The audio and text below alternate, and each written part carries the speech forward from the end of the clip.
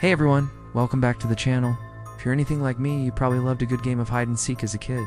It's all fun and games, right? But what if I told you that sometimes this innocent game can take a truly chilling turn? Today, we're diving deep into 3 real-life accounts that turned a childhood classic into a terrifying nightmare.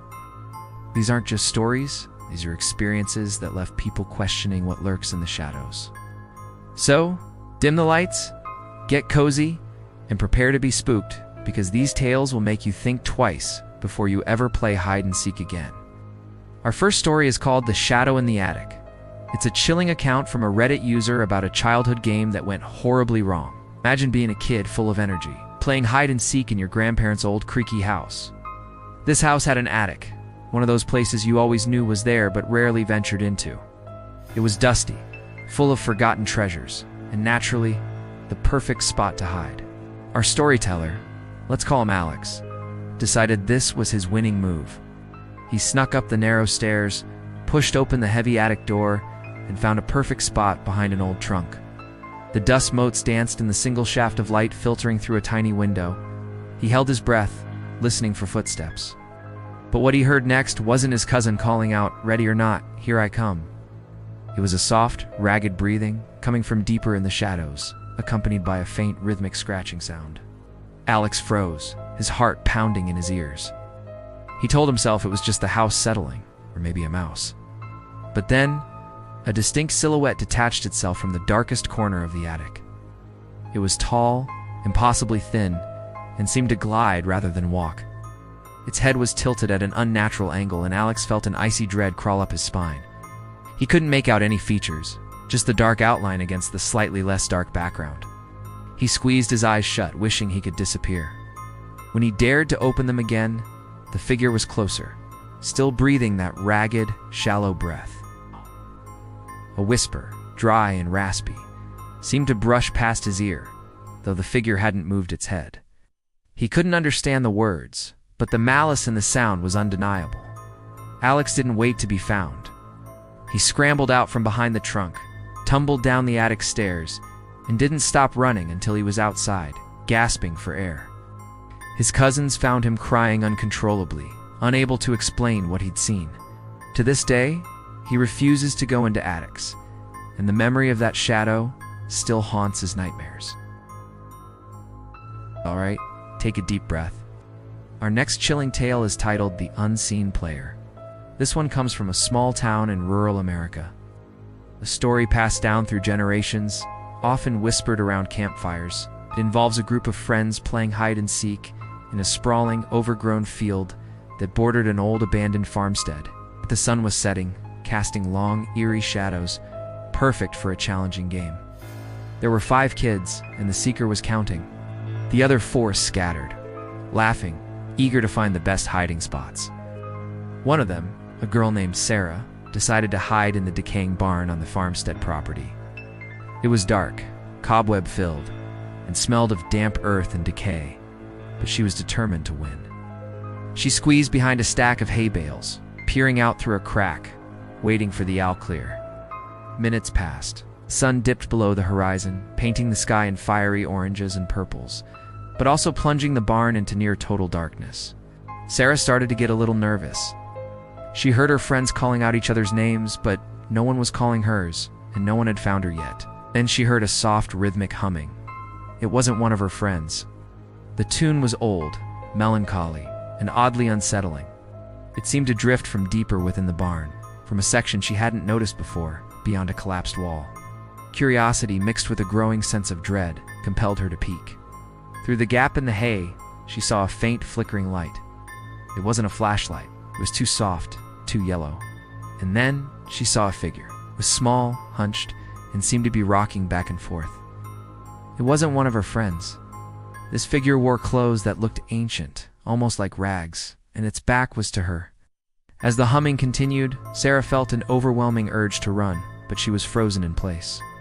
Then, the figure stopped humming, slowly, deliberately, began to turn its head. Sarah could only see the dark outline of its head, but she felt eyes on her, a chilling gaze piercing the darkness. A tiny, almost imperceptible whisper reached her ears. "Found you." That was all she needed to hear. She bolted out of the barn, screaming, her heart hammering against her ribs. Her friends found her hysterical, unable to explain anything coherently. They searched the barn later with flashlights, but found nothing. No small figure, no ancient rags, no source for the humming. To this day, the locals warn children away from that old farmstead, believing that sometimes during a game of hide-and-seek, an extra player might join in, one you never invited. Alright, are you still with me? Let's plunge into our final and perhaps most disturbing story. The game that never ended. This terrifying account comes from a family living in an old Victorian house with a dark history, a story shared by a user on a paranormal forum. The house itself was a character full of secret passages, forgotten rooms, and a labyrinthine layout perfect for hide-and-seek. The family, a mother, father, and 2 young children, Emily and Josh, loved playing the game in their sprawling home. One evening, during a particularly enthusiastic game, Emily was counting, and Josh, being the adventurous one, decided to try a new hiding spot. He mentioned to his sister that he was going to try and find the secret room behind the bookcase, the one they'd always joked about but never actually found. Emily finished counting, called out, "Ready or not, here I come," and began her search. She found her parents fairly quickly, but Josh was nowhere to be found. They searched the entire house, every room, every closet, under every bed. They called his name, over and over, their initial amusement turning into confusion, then worry, and finally panic. Hours passed. The police were called. A full-scale search of the house and surrounding property yielded nothing. It was as if Josh had simply vanished into thin air. There were no open windows, no unlocked doors, no signs of forced entry. Just an empty house and a missing child. The family was devastated. The house, once filled with laughter, became a tomb of silence and sorrow. Days turned into weeks, weeks into months, and still no trace of Josh.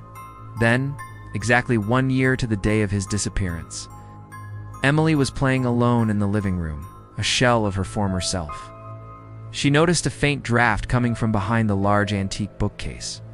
Remembering Josh's last words, her heart leaped. With her parents' help, they painstakingly moved the heavy bookcase. Behind it, not a secret room, but a barely visible narrow crack in the wall, leading into what looked like a forgotten crawl space. Inside, they found a small, dusty alcove. Then there, curled up in the fetal position, was Josh.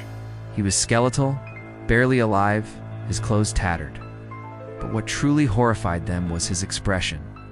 Blank, terrified, and distant. He was rushed to the hospital, and after weeks of recovery, he finally began to speak. He recounted a horrifying tale of finding the alcove, crawling in, and getting stuck. But he also spoke of the other player. He said that someone, or something, was always in there with him, whispering his name, playing games with his mind, telling him he could never leave.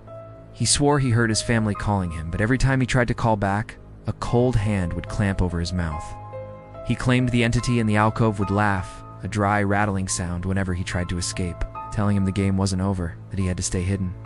To this day, Josh is deeply traumatized, barely speaking about his ordeal. The family moved out of the house, unable to bear the weight of what happened there. They believe Josh stumbled into a game of hide-and-seek with something ancient and malevolent, something that had been waiting in that forgotten space for a very long time. And that's where our journey into these chilling hide-and-seek stories ends today. Pretty spooky, right? It just goes to show you, sometimes the simplest games can hold the darkest secrets. Always be careful what you play with and where you choose to hide. Thank you so much for watching, and for bravely sticking through these tales with me. If you enjoyed this video and want to hear more creepy stories, please make sure to hit that like button, subscribe to the channel, and ring the notification bell so you don't miss our next dive into the unknown. We'd love to hear your thoughts in the comments below. Have you ever had a scary hide-and-seek experience? Till next time, stay safe, and try not to look under your bed tonight.